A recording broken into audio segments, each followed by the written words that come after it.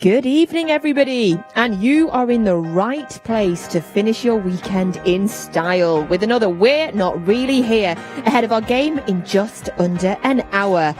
Our form has been incredible lately, and of course, with United and Liverpool playing right now, one of them, maybe both of them, are going to drop points. So this is an incredible opportunity to keep the pressure on. And we can see the players arriving now at the Etihad Stadium for tonight's 7:15 kickoff against Crystal Palace.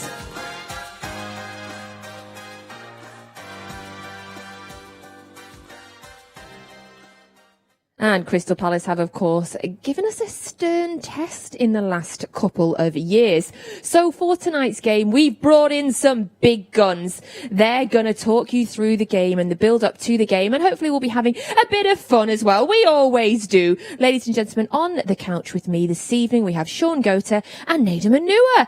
Evening, gentlemen. Good evening, Natalie. Are you well? I'm incredibly well. I'm in the presence of greatness, so this is a fantastic day. He's talking about yourself. Good evening. Yes, I'm excited. I'm excited again. We're here. I'm got a lot of energy. I'm looking forward to today. Certainly. Shaun, you've always got energy. I love it. Right, we'll get right into it. Sort of straight into the question for you, Nedum. No sort of warm up or anything. Mm-hmm. How do you think tonight's game's going to play out? Having seen what Crystal Palace are like, I don't think there's going to be an emphasis on them sort of essentially keeping the ball, but they do have enough talent up front to, be able to test City. And I've got to admit as well, the last time I was here for this fixture, I think it was 2 years ago, and it was when Andros Townsend scored a screamer, and we lost. So I'm hoping I have no feelings like that whatsoever this time round. But I believe City can do it. They're in obviously exceptional form, and they've got enough quality players to go out and get a result, no matter who they're playing against. We're in incredible form. So 2021, obviously 4 games played, 4 games won, 9 goals scored, 1 goal conceded. 14 games unbeaten now in all competitions, 11 clean sheets, and we've won the last 7 in a row. That is some serious streak. Now, in case anybody was wondering, we do know, of course, that United and Liverpool are playing right now. There is about 2 or 3 minutes left to go on that game, and it is 0-0. So as soon as the full-time whistle goes, or if anything happens, we will tell you straight away. So you don't need to be looking away. We'll tell you as soon as anything happens. And then whatever that full-time score is, we'll get the opinion of the gents on how that will play out for us. So don't worry, we will give you everything you need to know right here. But Shaun, those stats, I mean, we are on a genuinely incredible run of form right now. Yes, and for me, it's the complete team in terms of the defense. We're solid now. We keep clean sheets. Really loving the form of Stones in defense is really knuckled down. That little partnership there. Nedum will probably speak about partnerships, but when you see those two together now, you just feel really assured at the back. And don't get me wrong, Laporte is quality. So the fact that when he sort of comes back into the field, it would be all brilliant to have 3 quality, center backs. Then we look at the midfield. It's just all coming together now, keeping clean sheets, being creative, and at the other end now, scoring goals. Players up front now, hungry, winning goals, and also scoring goals. Yeah, we've really got a kind of sense about us now that we are a really difficult team to score against. Do you think for Palace coming here now, knowing that, does that kind of run of form that we're on, Nedum, sort of give them a sort of a fear about us, or before they've even got here? I think when you have a defensive record like we have right now, I think when teams do arrive here, in the back of their minds, they're realizing that it's going to be tougher than it has been in the past. And I think in the same way that, say, Liverpool going through a situation where they don't have the normal centre-backs now, it gives the other team a bit of encouragement, doesn't matter which team it is. I think it's the opposite effect for City and teams who are defending ultimately very, very well. So it's a nice boost, and it's a nice feeling to have. And as Shaun was saying, when you step out on the field with a solid partner, going out on the field and knowing you're not on an island is an incredible feeling, especially when the person alongside you understands your game perfectly and you understand theirs. And when you're in a team that's winning week in, week out, like you see grass, and it's like dream come true, because you usually associate 3 points. So it's a great place for the team to be right now. And of course, 3 points is what we picked up in midweek again in that game against Brighton. It was a bit of a different game for us though, Shaun. Obviously, lots and lots of praise for that Brighton performance afterwards. Pep himself is a real big fan of Graham Potter, and he talked about how good they were. We had to grind that result out, but that's fine, isn't it? That happens sometimes. Yes, and I think that just shows also from Pep's point of view, because I think normally, and games like that, we'll be just expected to go and win games. And then going back a year or two, we'd have the situations where we had the odd slip up. But that's a game that could have been a slip up. But Pep is seeing it right, still being able to be solid and say, well, you know what, we can grind out a 1-0. And, that shows that you're a quality team. And you can grind out a 1-0 result. That shows you just how well your team is. So, and again, Brighton will take points away from teams because you look at them, they play football, and you sort of think where they are, you think they'll change the methodology, etc. But no, he keeps playing, and they'll take points off of teams. And you can see her in the clips. Loads of defenders, and this is what City had to contend with in terms of trying to break them down. But you take a 1-0, it's 3 points. Yeah, absolutely. And is it a bit of a football cliche? Do we mind that? When people say, Nedum, like performances like this, they ground it out. That's a title-winning performance. Is that a bit of a cliche, or do you think there's something behind that? No, I don't think it's cliche at all. I think given the fact that on that particular day, I think Spurs dropped points against Fulham at home, and they're part of the conversation in terms of teams trying to win the title. It just goes to show, those moments really matter. Like a 1-0 that without necessarily the best performance in the world, but the ability to keep winning. That's how teams win the league. I think if you look historically, teams don't necessarily win the league and play perfect football every single week. So for the team to know that they don't need to essentially play at their best to be able to grind out results and win games is a great feeling going forward. Well, one of the things I like seeing, certainly nowadays, you see the defenders, they'd be high-fiving. And keeping clean sheets is important, but these guys are high-fiving when they're blocking a challenge that's, perhaps going off for a corner because they know how important it is. And that just shows the unity of the defense and when they're playing together, wanting to keep a clean sheet. But as well as that, one thing I'll say is I think, as a defender, I'm obviously quite biased. But say you're scoring the goals, but if I'm saving the goal down the other end, the effect is still the same. Oh, yeah. You know what I mean? If you can be 1-0 up and that's great, but if you make a big tackle, if you stop something on the line, you stop it going to 1-1, that carries just as much weight, in my opinion. And then that's why, they used to high five because they shouldn't be high fiving anymore.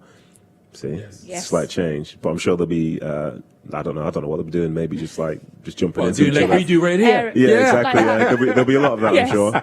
When you see them celebrating, like Shaun said, we've seen, John Stones and Ruben Diaz so passionate together. As a defender, are you looking on with a bit of understanding and pride for them? It's such a sad existence that I lead as a defender because it's those moments which you kind of get you excited on the field. Yeah. Because you're very rarely going to be scoring goals or being involved in attacking moves.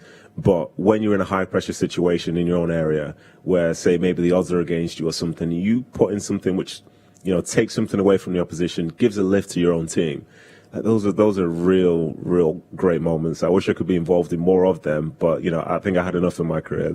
I like seeing it because what it does, the energy. If I'm on that field, I sort of see myself. If I'm on the field and my defender's just made a great challenge, and he's high fiving his other teammate, know that we won't probably see those things happening today. But that energy, when I'm running back to help defend, I'm thinking, do your job, Shaun. That he's just kept us in the game. Yeah. And so that energy is transferable. Yeah, 100%. I think it shows it shows commitment, we're celebrating it. It's looking at them high-fiving each other's great. But if you find a team where they're not doing that, then maybe it doesn't matter. You know what I mean? That's the way you need to think about it sometimes. That matters more than anything to them. Doing their job matters more than anything to them. They're the type of people you love to play with, the type of people you love to support. Yeah, because I was going to say, you guys can look at it from a defender's point of view and a forward's point of view. I can look at it from a fan's point of view, and we love it. We absolutely love seeing that bond that they have and the recognition that they have for each other, because that's what we want for our team. Now, I have some quick, very good news for you. If this morning somebody had asked you what your ideal score would be at Anfield today when Liverpool played Manchester United, I think 99% of us, you would have said 0-0. Well, late Merry Christmas, everybody, because that game has finished 0-0. So, yes. So in terms of, before we get the guys' opinions on that, in terms of what that means for the league table, you've now got Manchester United at the top of the league still, which is actually true. You don't need to wipe your eyes. That is actually the truth. They're at the top of the league. They've played 18 games and they're on 37 points. Then you've got Leicester in second, 18 games, 35 points. Liverpool in third, 18 games, 34 points. Tottenham in fourth, 18 games, 33 points. Then you've got us, fifth place, 16 games, 2 games in hand now, 32 points. So essentially what that means is, not jinxing anything, but you do the maths. If we win both those games in hand, we go top of the league. Gents, 0-0. That was a perfect result for us. It certainly was, and I think even bigger picture, those two teams there are going to be leaving the stadium frustrated, and that type of energy makes a big difference. City, the players have probably seen that result. They've seen it's a big opportunity, and now they're in a place where, with those games in hand, if you win them, you rise to the top of the Premier League. And it's been a little while since we've been able to say that, but I'm looking forward to the moment if it comes. It's not as though the players need any extra motivation, but the players would have been aware of the result to a certain point before they got in the dressing room, and they'll probably know, as Nedum says, they'll probably know the result. And this now, they'll be like, okay, we need to now do our job. We was excited about today. We want to make sure that we get the result. I think they'll be so up for this to make sure. This is like games in hand are games in hand. It doesn't guarantee anything, but those games that they have in hand now puts the league in their own hands. When you're constantly chasing somebody and you're hoping that something goes your way to give you the opportunity, that's a tough position to be in. But now for those players to know that if they all do their jobs in the correct way to the highest level, they'll be rewarded by a place at the top. Like that's a great feeling. And we've been in that position several times before when we've had the games in hand, knowing it was in our hands, and we have won those games and gone on to win the league. Gents, if you were playing now and you knew that this game was finishing soon, I mean, at this point, they're probably in the change, less than an hour before kickoff, they're probably in the change rooms. Have they still got their phones on them? Will they know now, do you think, Shaun? Well, different clubs, different rules, but I was one of those that had my phone sort of switched off. Once you walked into the dressing room, it was switched off because I was into my game mode. And I would think a lot of these players would be pretty much the same as they're walking off the coach into the stadium. Their phones will very much be off. So they would, like I said, depending on the time they had arrived, they had probably seen up to maybe the last 5 minutes or 10 minutes and know what the result is. And one or two may have asked, the one or two of the staff there, the result, and they'd be like, yes, this is the result. But I think most of them, once they walk in, wouldn't even be thinking about that game now. They'll be just thinking, right, we've got to win a game, and we're here for this game. Let's win it. Would you have wanted to know? Oh, 100%. To be honest, I'm one of those people where before a game, I'm quite chilled out. Like, I wouldn't necessarily be on my phone, but I am very chilled out. And if my memory is right, they're good for a TV down in that locker room. So chances are it's on somewhere and somebody's seen it. So we don't need to stand now outside when we go out shouting, guys, it was 0-0. Yeah, I think they'll be all right. I think they'll be all right, yeah. Right, and let's find out now who that team is that I won't be shouting. It was 0-0 to. We've got your team news. So, in goal tonight, we have Edison. And then we have a back four of Kyle Walker, Ruben Diaz, John Stones, and Alexander Zinchenko. In midfield, we have Ilkay Gundogan, Fernandinho, Raheem Sterling, Kevin De Bruyne, and Bernardo Silva. And then he's back in the starting lineup. Up front, it is Gabriel Jesus. And we also have a really interesting subs bench as well, I think. We've got Zach Stefan, Rodri, Ferran Torres, Benjamin Mendy, Riyad Mahrez, João Cancelo, Phil Foden, and then names I love to see on the subs bench. We've got Liam Delap and Tommy Doyle. So that is your team news ahead of tonight's game against Crystal Palace. Now, I realised as I was talking there, I've said, well, and up front we've got Gabriel Jesus, but there's every chance, Nathan, that we won't see Gabriel Jesus up front on his own. We might see him out wide. Yeah, that is true. But I think it serves a purpose. I think it can frustrate some people from the outside. But as a defender, to know the way that City play with the fluidity, it's more about bodies being in certain positions. It doesn't have to be a particular face. You just have to be a certain position doing a certain role. And although, we're used to seeing the number 9 playing the number 9 role, I think the effect it will have on the opposition will be the same as if he was playing wherever anyway. And it's, to be honest, hearing that team, it's great to hear how many people have a true desire to go and score goals. Even if you're playing on the left, playing on the right, playing wherever, just look, when the ball goes into the net, inevitably when City score, it's very rarely that you just see one person in the box. And I think the faces and the personalities they have there, if you play on the left, right, makes no difference because they all have that desire, as I say. Yeah, definitely. And I mean, I'm really pleased to see Jesus back as well, of course, because he has been out for a number of games now. And we can hear his thoughts now. Well, Gabriel, firstly, are you feeling fit and well and at your maximum? Because you haven't played a lot of football since suffering from the virus yourself. So, yeah, I was training every day hard to get back my rhythm, so, yeah, I trying to get back quick as possible because I need the team need I think because we don't have a human strike. So yeah, now I think I'm ready. Just tell us then about your role this evening, because when you came on against Brighton, you seemed to play in wide areas quite a lot. Yeah, I have this option, Yeah. no, to help my team in like 3 or 4 positions on the pitch, so I can play like striker, 2 sides, and maybe second striker. So yeah, sometimes I have to help like this. And of course, I like to play in the sides. Is it a bit of an incentive playing just after Liverpool and Manchester United? You know you're going to catch up some points on one of them. So we don't have to look another teams. We have to take our responsibility to come tonight. We know the Crystal Palace team is good. They have a lot of good players, but we have to improve.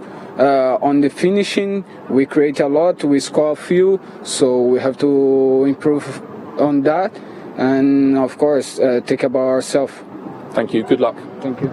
Yeah, and that was the thoughts of Gabriel Jesus. Shaun, from a striker's point of view, it's nice to have him back playing it in the starting 11. Yes, it is. And, just listening to him talk there, I love it because these guys get trained. I would have been, Crystal Palace is okay, but we're City. We're City. I'm not worrying about Crystal Palace. But listen, having him back in his team is important. I heard him say a few things about, being out wide or playing 2 or 3 different positions. I think because he's also conscious as a striker, he wants to be in and around the box because that's where he knows the ball's going to end up for him to score chances. I really hope that he can get on the score sheet because he has been sacrificing himself. The last game we saw him, and I'm thinking, is he a winger? Because I've seen him out wide so much, and I'm thinking, I didn't know if I could have been out wide that long. I would have got a nosebleed because it was like, you need to be in the middle around the goal. But Jesus really plays firm.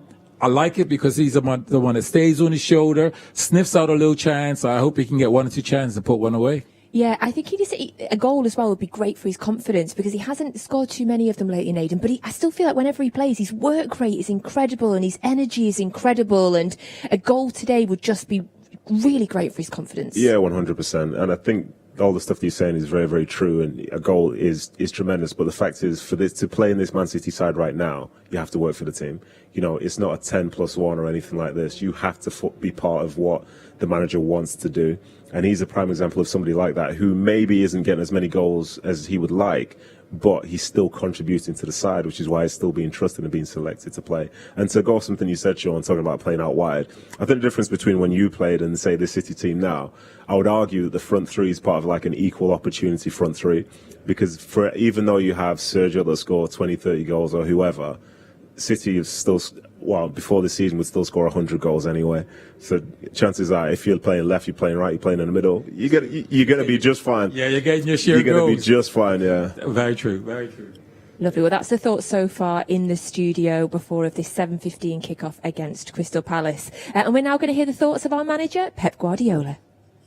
Well, Pep, as we now know, you can go second with a win this evening. Does that add to the motivation, an extra incentive maybe? Motivation is Crystal Palace, what do we have to do? So no, we don't have already finished the first leg, so it's winning our games, so the rest is not important. So they have been a tricky opponent for you in the past 2 seasons. Why is that? What problems have they given you? Well, away we play awesome. When we were in Selhurst Park we played really good, but here we struggle. The reason why, they are good. They have a good argument, so they don't need much to create chances, and especially in set pieces. And today Etihad doesn't play, but he's there, and of course Townsend always create problems, and he is a fast player. So they are a good side, especially against top side teams. Always create a problem. So we saw last game against Arsenal. There's no Zaha. Does that help your cause a little bit? One less player with the quality to get them up the pitch, maybe. Honestly, I don't know. I would have preferred to play with all the big players, so for the football is much better. But Roy decided he knows exactly what his team needs. So, but I'm pretty sure we don't underestimate absolutely this team. We were not able to win the last two seasons ago here in Etihad. Just tell us about your changes. You made 4 in total. Anything tactical with that, or is that just some need minutes, some need a rest? You see the results yesterday: 1-0, 0-1, 1-0, 3-2. Barnes scored 95 against Southampton, Leicester. So the results so tight today as well. So in this period, I never saw the previous season since I arrived here in England, big results. Always so tight. People is tired, exhausted, mentally, physicality. And you have to rotate and everyone making involved, and fresh legs for the second half, fresh legs for the first minute, and of course for the next games.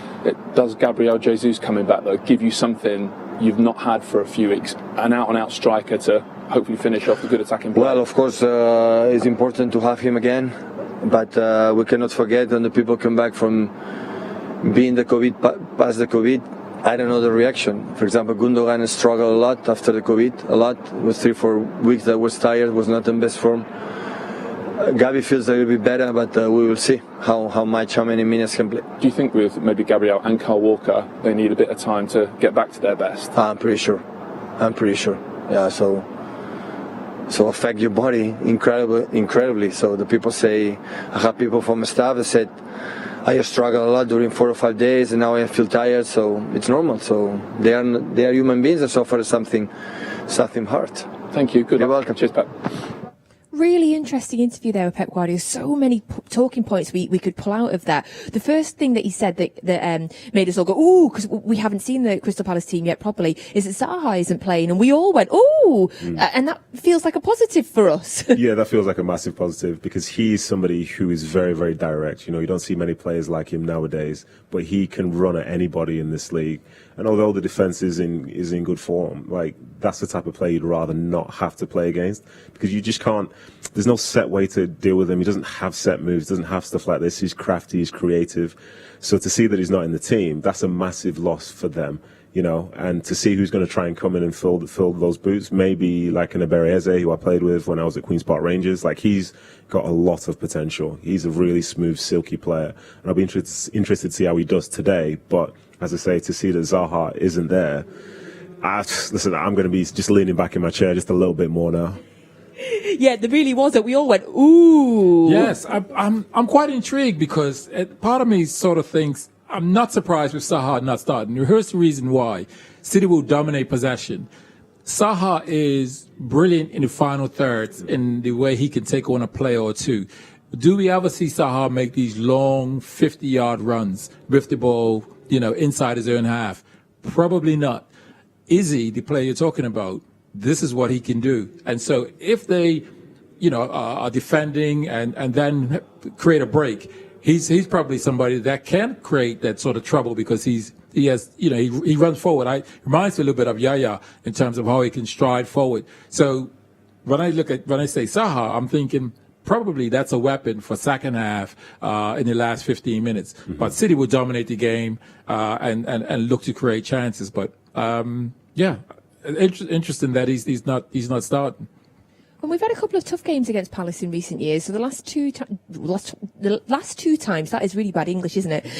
We've drawn one and we've lost one against them as well. And a bit of an interesting stat for you both. You know I love stats, Shaun. Stato. Yep, Stato. Oh my gosh. Last week, Shaun, I called myself Statnat. That's awful, isn't it? Statnat. That's awful. Everybody cringed when I said that. I'm not repeating it. That's not becoming a thing. So in Pep Guardiola's managerial career, he has never failed to win in 3 consecutive home matches against an opponent. So that is a stat. Right. That is a stat, yeah. Yeah. I owe that to Opta. And another really interesting stat as well is that when City and Palace play, the home team hasn't won any of the last 5 encounters between us since a 5-0 win for City at the Etihad in 2017. So something about the home team, but hopefully that's not going to continue today, Shaun.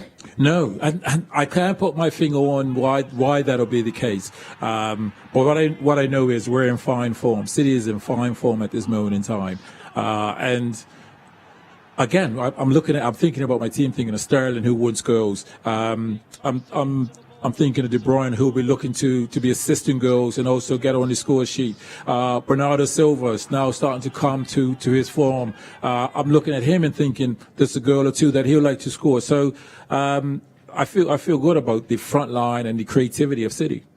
And not trying to test your memory or anything, Nedum, but what do you think it is about Roy Hodgson when they've played against us recently that has stifled us a bit? I think Roy Hodgson as a manager is one who doesn't really go for expansive type football. And I think he's his teams, whenever they play, they go out there and they know what their jobs are and they know that they will do their jobs for the 90 minutes. It's very rarely they'll have an off day like they did against Liverpool a few weeks ago.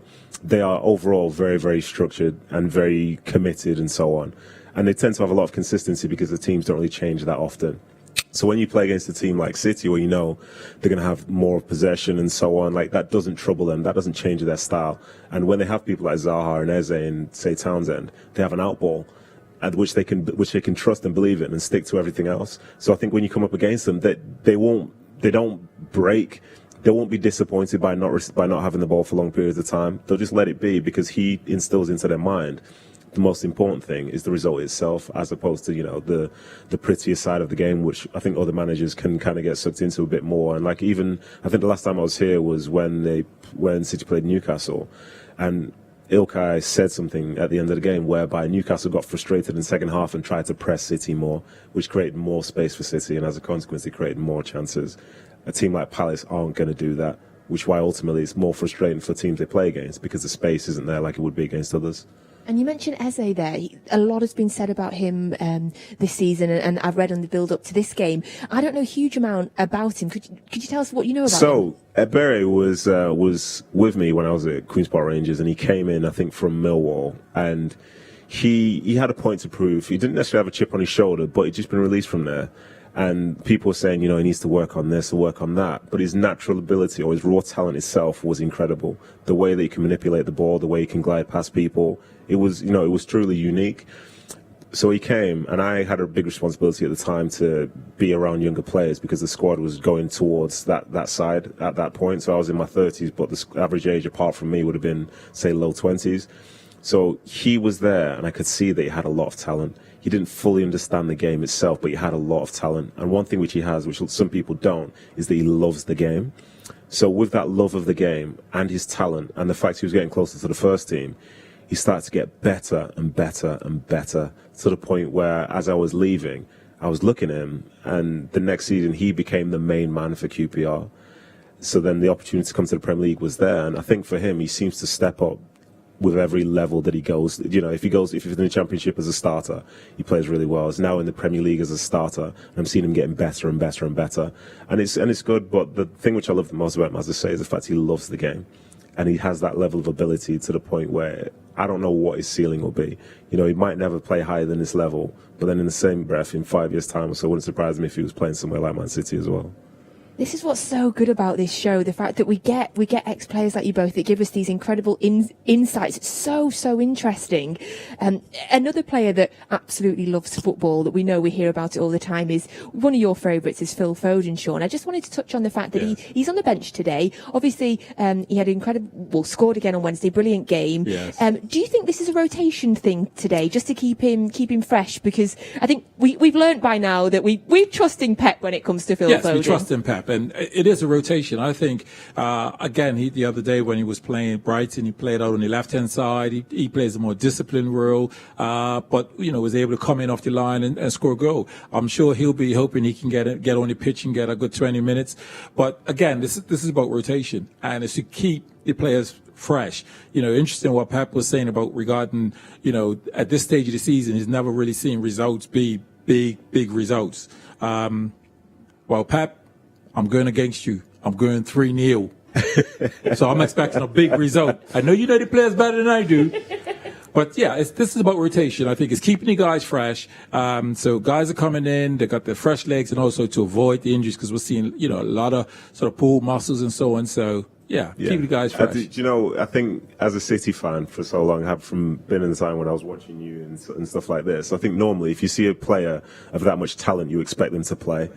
But because of the fact there's an obscene amount of talent in that building right now, you can chop and change, and it doesn't make the team weak. You know, whereas in the past, if you have someone as good as Phil Foden not playing, the next person to come in inevitably, like, you'd be like, it drops off a bit.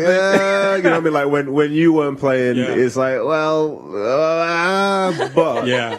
But now, as I say, like, we're disappointed to not see him out on the field, but we know that the quality still exists on the field. Absolutely. You know, and that's a great position. Again, I keep saying it, but it's a great position to be in, to be able to rest people like Phil Foden in games which are essentially must win.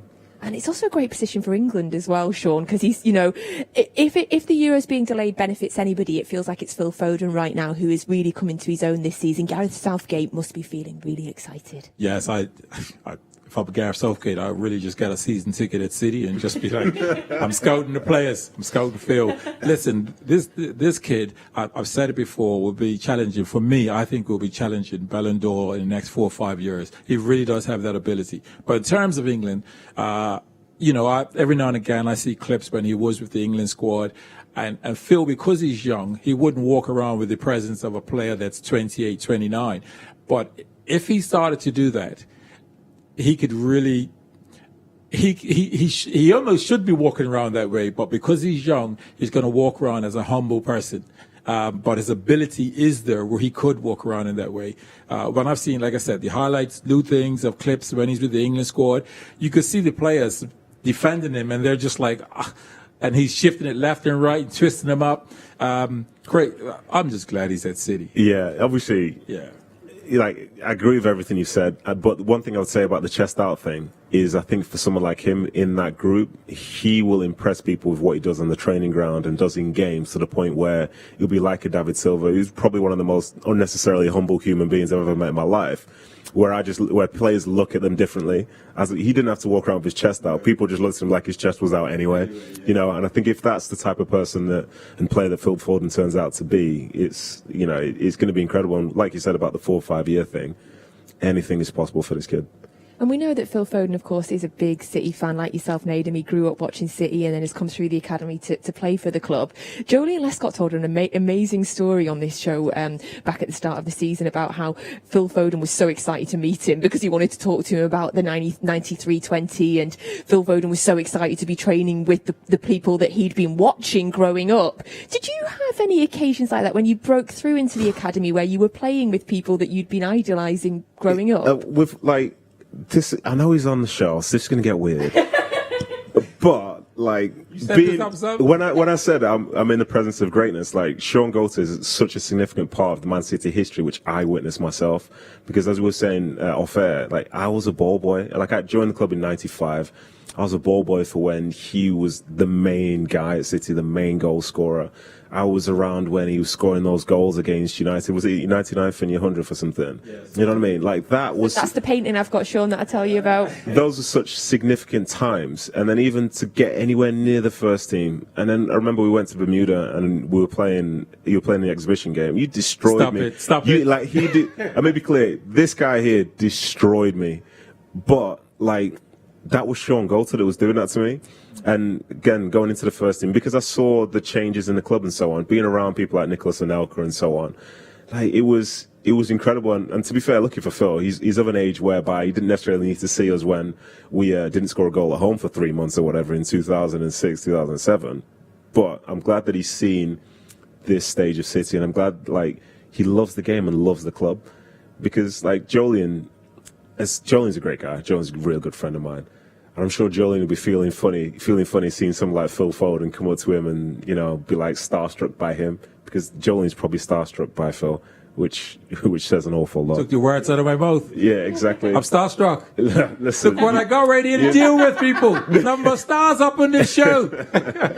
I'm telling you, Shaun Goulter is the man to hang out with if you want to feel great about yourself. And Nedum and I were sharing stories as well. For anybody that is watching that never had the joy of going to Platt Lane, that was our training ground before Carrington. We were at Platt Lane, so in the 90s. Yes. And as children, you used to be able to go and stand outside Platt Lane and hold your fingers on the railings and look through and actually watch the guys training, which is crazy to think about it now. But Nedum and I both said that we used to stand at Platt Lane with our fingers on the railings. Yes, indeed. I think I could probably still find some of those autograph books from back in the day, but to see how far the club's come from that point is absolutely insane.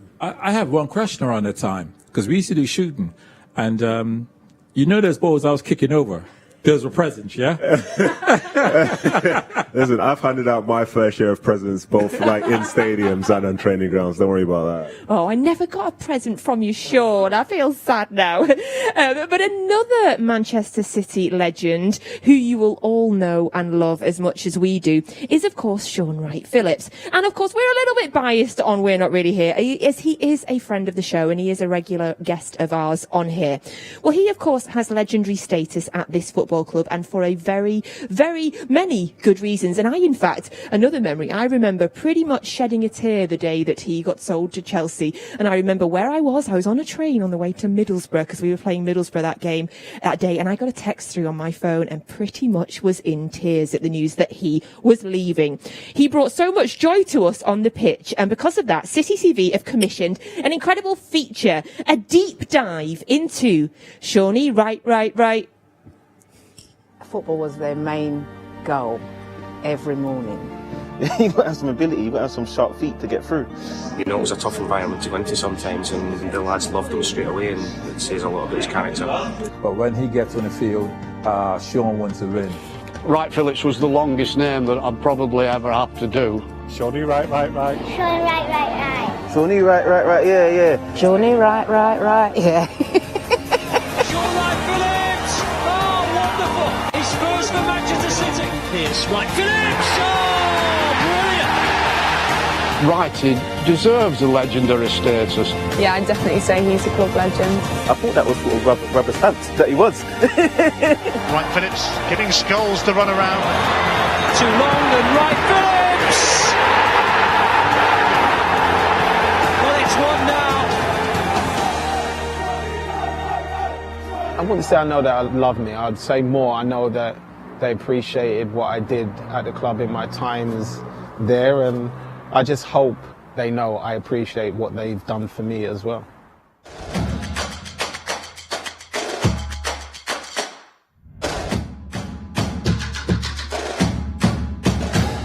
Another truly humble gentleman that we are proud to have called a club legend, and you can see that very soon on City Plus. Now, if you're not already on City Plus, what are you doing? They genuinely make some incredible content. That is just one of the very many documentary type features that have been commissioned recently. There's also one on the 1904 FA Cup that we talked about last week. You can see one about York away. If you know, you know. And of course, you get lots of documentaries about different players: Fernandinho, Kevin De Bruyne, David Silva. It is the place to be. So if you're not on City Plus already, do get yourself signed up and have an absolute binge watch of the content that is on there.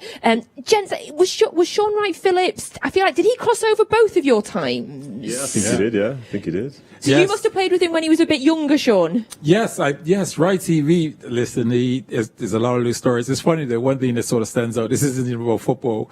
I remember he was playing regular, and we'd come out of the car park, and he'd get out of a Range Rover, and Righty was like 4 foot, and then his girlfriend would get out. She was 4 foot, and then his little daughter, DiMaggio would get out, and there was a little baby, and I was like, where are the parents coming out? But yes, Righty, we used to train after, do extras. Only one time I was jealous of Shaun Wright.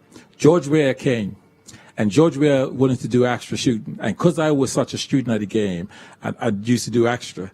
I always wanted to. So George Weah called Shaun Wright, and here I am. I'm a 30-year-old, like, what about me? Hey, George, what about me? So so I'm just on the side. I'm just watching, but I'm just like, come on, ask me.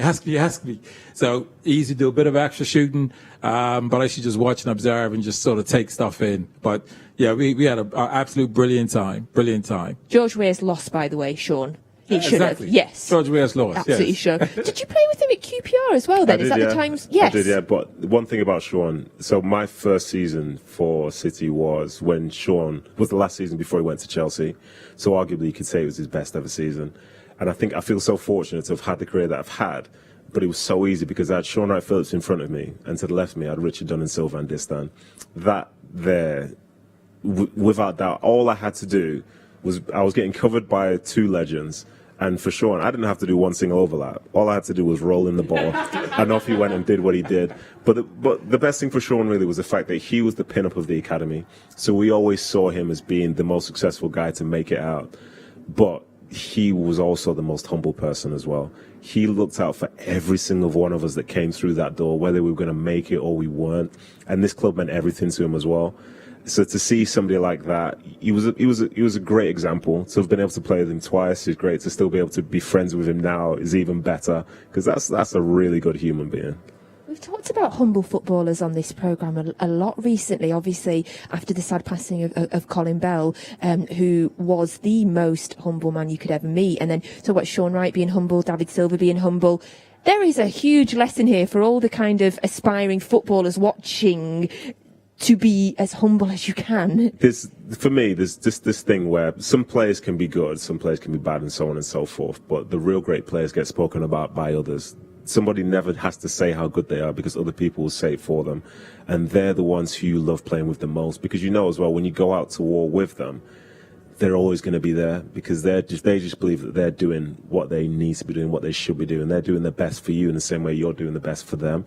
And I think there could be a lot more players like that, but we essentially live in a different era. But those are the ones who you love the most. Those are the ones who you'll be checking up on if they ever leave the club. Those are the ones who you'll be friends with probably the rest of your life. Because the game it's a great game that we play, but it is ultimately a game, and you're a human being for longer than you'd be just a professional footballer. So some of those real greats for the club who I've been lucky enough to spend time with and play with, they affected my career far more than the stuff which we did on the field.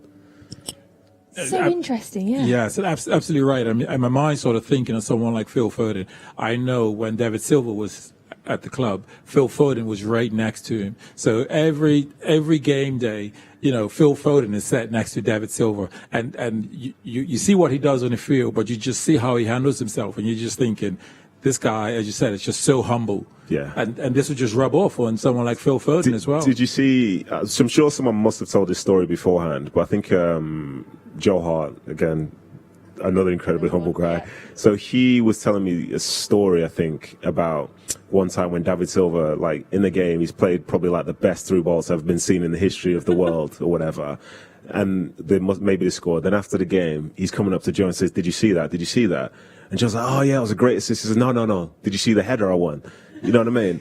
Because that's what gets him off, the stuff which is showing that you're part of the team and you're trying to push together. You know what I mean? You're showing real commitment, because that skill, that's what we love about them.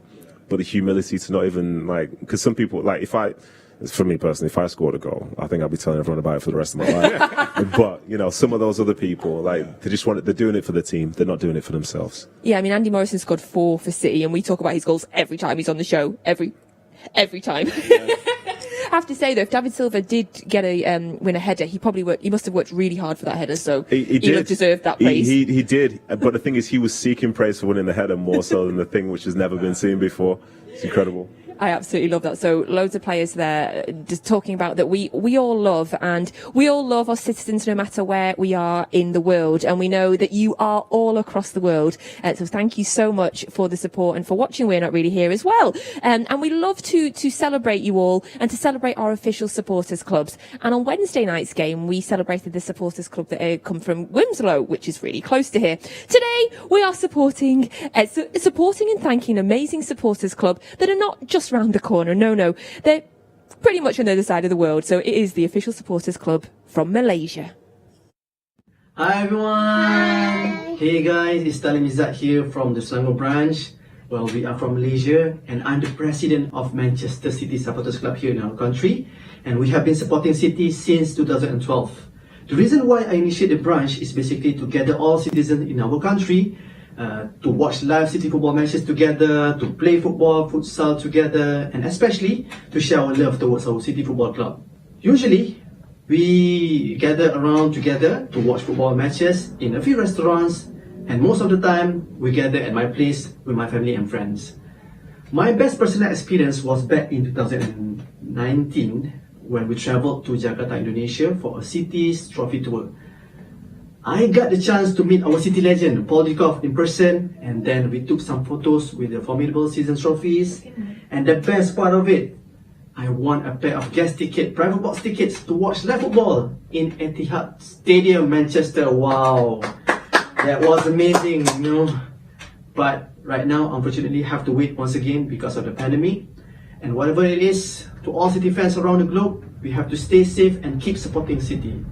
Win, lose or tie, City till we die. Come on, City! Come on, City! Back to the studio. Bye! What a lovely family. So that is the official supporters club out in Malaysia. And Shaun, I burst out laughing when they said they met Paul Dickoff. He's been everywhere, hasn't he? Yes. You need to get this gig. You know what I mean? Listen, Paul said, yeah, you could have it now. Well, the pandemic's on, but no, that's absolutely brilliant. That again, another supporters branch out there supporting City. Absolutely brilliant stuff. The support around the world that we get is just phenomenal, isn't it? And you can see it doesn't matter if we have the supporters clubs from Wimbledon or the supporters clubs from Malaysia. The passion just comes through so much, doesn't it, Nedum? Yeah, 100%. To see how global the club is now is truly incredible. Like, obviously, when the club was in a different position, you did have fans around the world, but we have so many more now and so many people reaching out to the club. But the best thing for me is the fact the club has still kept its identity, and that's essentially what people love. For as great as things are on the field, the club is still the club, and it's still basically the club for the people, which makes a huge difference. Absolutely. Still super proud of our history, and you could see that by documentaries like the Shaun Wright-Phillips one that we just talked about earlier. We also love celebrating our younger fans. So every home match, we are doing a junior citizen of the match. And today's junior citizen is Julia, and she is 9 years old, and she is a little bit closer. She is from Doncaster. Hello everyone, my name is Joy. I am 9 years old from Cook, and I am the junior citizen for tonight's game against Crystal Palace. Come on, City! This year, City will win the Champions League. Yes, Julia! Well, that's a mic drop statement, that, isn't it? Yeah, say no more. Right, we're with you, Julia. We're having it, and we're going to clip that for when we do, and we're going to play it back, and you can say to all your friends, look, told you so. We heard it first from Julia. There you go. She said it. Champions League. Thank you, Julia. So, on to my favourite part of We're Not Really Here, the incredible Guess the Blue game. Now, I say it like that because I do enjoy taking part, but today I specifically asked to be not told who it is so that we are all on level footing. I feel like you've had a mix of... Rubbish and bad? Yeah.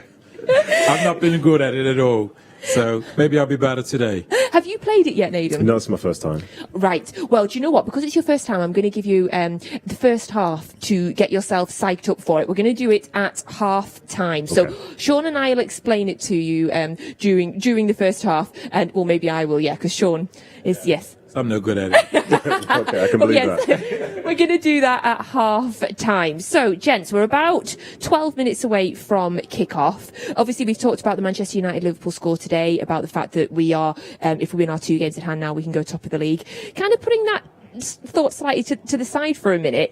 It does seem a bit crazy because only a couple of months ago people weren't even talking about us in terms of winning the league, were they, Shaun? We seem to have been a bit of an underdog this season, which is strange for us. Yes, and that probably goes back. I'm thinking now. That's probably we have to go back. I don't know, 5-6 weeks or something like that. Maybe a little longer because the form was indifferent. But once we got the defense sorted, we started keeping clean sheets. We started seeing the high fives when you were sliding tackles on the goal line and going out for corners. The creativity was back there, was setting up goals. Players were scoring goals. And now you can say, okay, we're set nicely where we are because everybody's looking at, again, United, and Liverpool, and Leicester, and we're set nicely where we are. And it's like we just focus on our game, get our win, and then we just kick on. I've quite enjoyed nobody talking about us. I actually watched something a couple of weeks ago. I was listening to a podcast, and I forget what it was, and they actually didn't mention us when they were talking about sort of title challenges. Okay. I think that's gone in our favour. We've just got on with our work and our games. Yeah, 100%. But now I think all the lights are going to be shining over here. Like it's clear, it's very, very clear. The team's in really good form, and they have the opportunity now to arise to the top of the league. And for the moment it's there, people are going to be checking on the club every single week because yet again they're proving they're part of the conversation. And because the season started that little bit later, we're not actually halfway through the season yet, even though we've gone past Christmas. Obviously, United, Liverpool, they've played 18 games, so the game off. We're 3 games off being partway through the season. But kind of historically, Shaun, December, January feels like a time when we often kind of kick into gear, like we know it's a key time and loads of games. Yeah, this is a time we've always known over the Christmas, the New Year period where you got a cluster of games. If you could put together good form, good run of games, good wins, then you can start to create somewhat of a gap. Because of where we are, we just need to win our 2 games, get ourselves on the top, and then, I sent a tweet out maybe best part of about maybe 2 weeks now, and I was like, now's the time where we go on our 18-game run. And, the thing is, people know this squad and this team can do it. They can go on this type of run. And again, I can talk about City now with all departments that are ticking the boxes, which is absolutely brilliant. This is why Pep can be so relaxed before games now. Now, there's another stat that I think it's worth mentioning in case it happens today. So Kevin De Bruyne is now on 99 assists for City, and he's in his whole time since he's been here. So one more assist will take him to 100, Nedum. Should we just do a couple of minutes where we all just sit and praise how good Kevin De Bruyne is? It's outrageous. 100 potential for 100 assists is incredible, because as well, when you think about it, that's people actually doing him a favour and actually scoring the chances. If we were to look at how many chances he's created in the time that he's been here, it's probably a whole lot more. So credit to him. What an incredible signing he's been for the football club. And, I just still feel like his long-term future is here and he can achieve absolutely anything. I think this is a guy who I think in a few years' time will go down as one of the City greats. And, to be able to do that in a side which is already so good says a lot about what he is as a player and how good he is as well. Absolutely. Do you think he knows, Shaun? I always wonder, do you think somebody's told you, or do you think maybe he's got like a friend or someone that's sort of seen it on Twitter and he's been like, did you know, by the way? I think it's a brilliant question, because my mind sort of goes now to when I was on 99 girls or 98 girls and I scored my 99th and 100 against City. But I wasn't aware that I was on 98 goals at City. And I think it's something that pundits, media keep us track of. Whereas I knew what I had that season. And it may have been, 14 or 15 goals. But yeah, I don't know if he's aware. But then you got social media today. I was going to say, to be fair, when you were on 99 and 100, I don't think the internet was a thing then. So, it's like, put some ice on that bird. Hey, facts. It was going in the fax machines, going out to everyone. No, but this era is different. You've got so many kids who take such an active interest in people's careers, especially the players which they love the most. So even if Kevin doesn't know himself, I imagine lots of people will be trying to let him know through social media, hopefully, thinking that he's going to read some of it. This is a bit of a silly question, but do you think he cares? Did you? Was it? Yes, okay. And here's the reason. I think we want to live up to. I think we're given tags. And if we like them or love them, we want to live up to it. And I love people singing Feed the Goat. I wanted to live up to that. Real quickly, I remember Denny Tieto. Denny Tieto, when he came to the club, was nowhere near the type of player he was. But the crowd loved when he put a tackle in got stuck in. And I saw the switch in him, that how he loved it, and then he rose to that. He'd go and put in a nasty challenge because he knew the crowd loved that. Or shall I say, a physical challenge. So I've seen how a player can like that and want to adapt to that. I don't know if you would differ with that. No, you do 100% play up to it. Like I remember clear as day putting in a tackle against left back for Chelsea on the far side of the stadium here, and the energy from the crowd then. I'm still thinking about it now, 16 years later. Yeah. You know what I mean? So for someone like Kevin De Bruyne, I've got to be clear. Like, think of it from the concept of like cricket. Would you happily be on 99 for the rest of your career? Or at some point you can be thinking, I want that 100, I want that 100, I want that 100. He's thinking about it. He knows it's coming. And I'm sure he's going to be putting some outrageous balls into there as well. Yeah, it's certainly more of a when is it going to happen than if it's going to happen. But hopefully it might happen today. And if it does, we'll tell you all about it at half-time or at full-time on We're Not Really Here. So kickoff will be very soon. So just quickly, I'm going to ask the gents that all-important question that we never get right. What do you think the score is going to be today, Shaun? 3-0. Drop the mic. Yes. That's big energy. I can't match it. I'm going to go for 2-1 City. Okay. Well, I'll take that. I just want the 3 points now, but I'm going to say 2-0. So thank you so much for joining us on We're Not Really Here. We will be back at half-time, so tune in straight away there. And you can get commentary on City Plus from the wonderful Alistair Mann, who will be commentating on today's game. We'll see you back here at half-time.